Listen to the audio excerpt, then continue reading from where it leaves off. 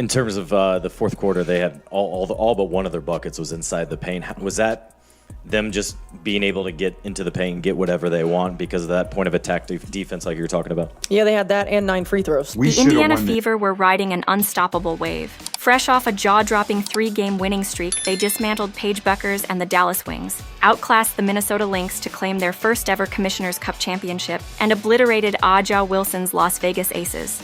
The momentum was electric, and the basketball world was buzzing about this young, dynamic squad. Everyone expected them to roll over the Los Angeles Sparks, one of the WNBA's weakest teams, even without their superstar, Caitlin Clark. But what unfolded in that game was a gut punch that left fans reeling. The officiating was so blatantly one-sided that coach Stephanie White, known for her composure, boiled it down to 5 searing words. "We didn't get the calls. If that doesn't make your blood boil, nothing will." Drop your thoughts on WNBA officiating in the comments below. 9 free throws. Let's hear how you feel about this game. There was inconsistencies in the officiating. Wait until you see the second half. And I have everything. Let's hear how you feel about this travesty. The Fever walked into this matchup battered but still favored.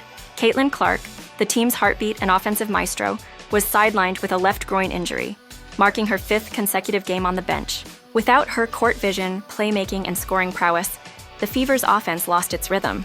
Coach Stephanie White addressed Clark's absence with a focus on the bigger picture, saying, "It's a day-to-day process. Caitlin's a quick healer, but we're prioritizing her long-term health and wellness. We're hypersensitive to ensuring she's ready for the long haul." Clark's absence wasn't the only blow. Dearest Dantas was representing her country in the FIBA Americas, leaving the Fever without her size and versatility off the bench. Then came the shocking news. Dana Bonner had quit the team entirely, a devastating loss of depth and experience. 3 major pieces gone in one fell swoop. Despite these setbacks, the Fever were still overwhelming favorites. Caitlin Clark was sidelined with a left groin injury. This marked her 5th straight game on the bench. ESPN's matchup predictor gave them a 72.9% chance of victory, and MGM oddsmakers had them favored by 6.5 points. On paper, this was a mismatch. The Sparks were languishing near the bottom of the WNBA standings, struggling to stay competitive all season.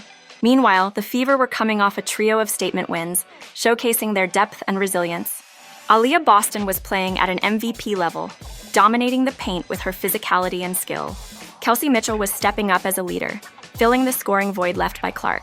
Natasha Howard brought veteran savvy, anchoring the team on both ends. The team's chemistry, forged through their recent victories, seemed unshakable. Fans and analysts alike expected Indiana's remaining talent to overpower the Sparks with ease. I'll find out this morning that we probably need to hold out again today. It's just, it really is a day-to-day thing. And I think for us, making sure that we're prioritizing her long-term health and wellness. It's anybody who's had some of these types of injuries understand that sometimes it's a process. She's a quick healer, and she's been doing everything that she can to get back on the floor. So, we just want to make sure that we're hypersensitive to the big picture. But beneath the surface, cracks were forming. Without Clark's ability to orchestrate the offense, the Fever's pace slowed to a crawl. Ball movement, once fluid and dynamic, became stagnant. Boston, who thrives on early touches to establish her dominance in the paint, wasn't getting the ball enough. The offensive system, meticulously designed around Clark's ability to create open looks and drive the tempo, started to break down. The Fever still had all-star caliber players. Boston, Mitchell, and Howard are no slouches. But the absence of their primary playmaker forced role players into uncomfortable positions. The Sparks, despite their dismal record, sensed an opportunity to exploit Indiana's vulnerabilities. What happened next was nothing short of infuriating. The officiating in this game was a masterclass in inconsistency, tilting the scales against the Fever at every turn. Aaliyah Boston, arguably the best center in the WNBA, was relentlessly targeted with ticky-tack fouls. The big picture. She finished. Howard looking backdoor for Mitchell. Not there. Shot clock down to 7. McDonald feed inside, and it's Howard for 2. It's fouls. good record. She finished with 23 points and 12 rebounds, shooting an efficient 9 of 17 from the field and 5 of 7 from the free throw line, yet spent much of the game in foul trouble due to phantom calls. One play saw her called for a foul on a clean block, a decision so baffling it left the crowd roaring in disbelief. Boston's dominance in the paint, where she controlled the glass and scored at will, should have been enough to secure the win, but the refs seemed determined to limit her impact. Kelsey Mitchell, stepping into the leadership void, was equally heroic. She poured in 19 points, including 3 clutch three-pointers that kept the Fever within striking distance. Mitchell's performance was historic, as she played her 251st game for the Fever, trailing only Tamika Catchings in franchise history. Her ability to create her own shot and hit from deep was a lifeline for Indiana's struggling offense. Mitchell's I don't leadership. get it. Breanna Stewart, Aja Wilson, wait until you see what they did for Kelsey Plum tonight. They get all the calls, touch fouls, anything. And guess what happens? Aaliyah Boston, the best center in the game, and guess what happens to her? She gets called for every touch foul and ends up in foul trouble this entire season and is still putting up MVP type numbers. What happens with Caitlin Clark? Have you ever seen her get a touch foul? A phantom call? No. The physicality, that's the WNBA when it comes to Caitlin Clark. But anybody else, the physicality disappears. And it's foul after foul. Mitchell's leadership shone through, rallying her teammates and refusing to let the game slip away quietly. Yet, even her brilliance couldn't overcome the officiating chaos.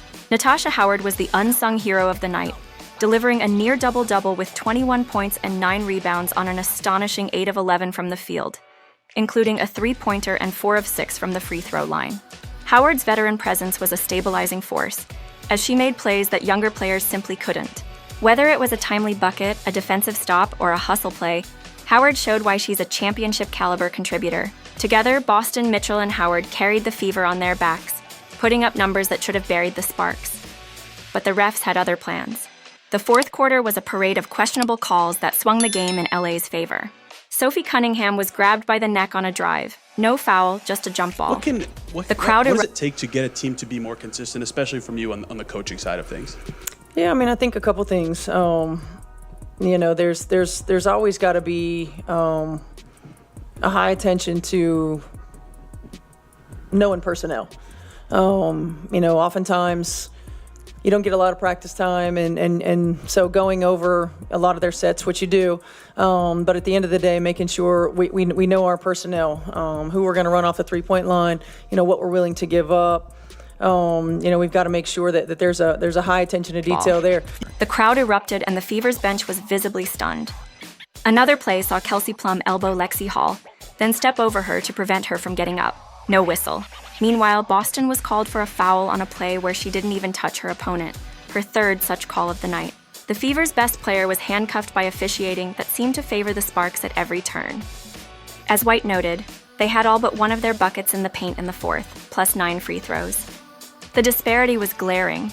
The Sparks were gifted calls, while the Fever were penalized for clean basketball. The frustration boiled over in the final minutes. Aaliyah Boston, visibly angry, was called for a foul away from the ball, a call so egregious it sent her to the bench with her 5th foul. Natasha Howard drove to the rim, took contact across the face, and got no call, just an out-of-bounds ruling. The Fever's comeback hopes, fueled by Boston's paint dominance, Mitchell's clutch shooting, and Howard's veteran plays, were systematically dismantled by the refs.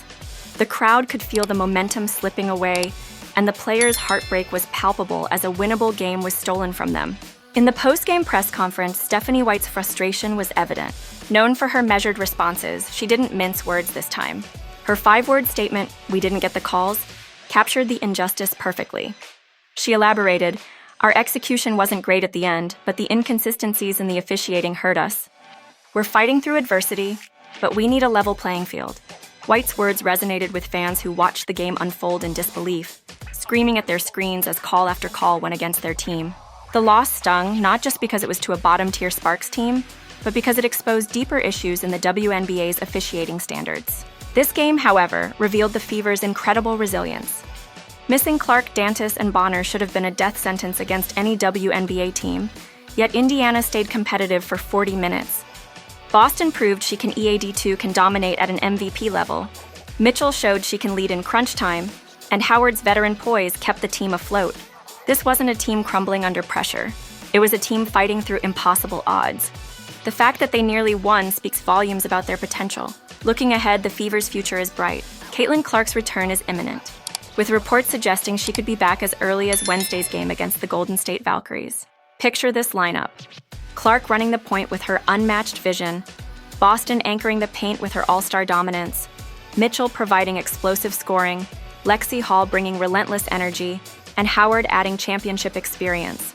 That's a roster built to contend for titles. Add in the growth of young players like Sophie Cunningham, who's shown flashes of brilliance, and the Fever have the makings of a dynasty. This loss is a stepping stone, not a setback. The Fever's young core is battle-tested, having faced injuries, roster changes, and now horrific officiating. Boston's emergence as a consistent all-star, averaging double-doubles despite constant foul trouble, is a testament to her greatness. Mitchell's 21.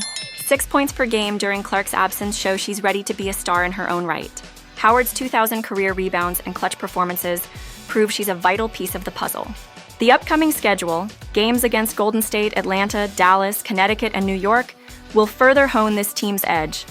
The Fever's championship potential is undeniable. This loss to the Sparks, a team they should have crushed, is a painful but valuable lesson. Every bad call, every tough game, is forging a mentally tough squad ready for playoff battles.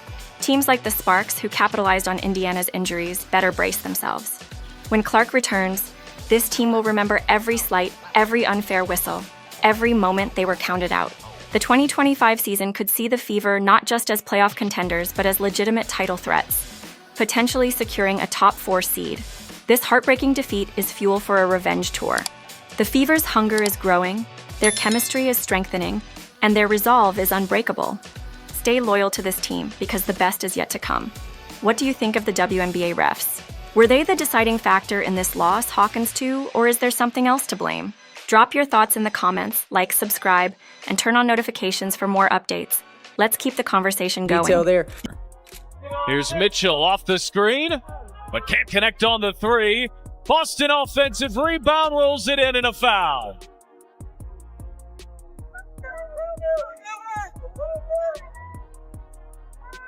The two bigs bring the ball up the floor, and Hamby wasn't ready for that. How about that change of pace and burst like a guard, gets downhill to the rim. Here is Boston on a handoff to Cunningham. Head full of steam to the rim, and a foul. Cunningham and one. I mean, this is just a really good screen by Boston to give her a step. The switch. Sophie's having a good time.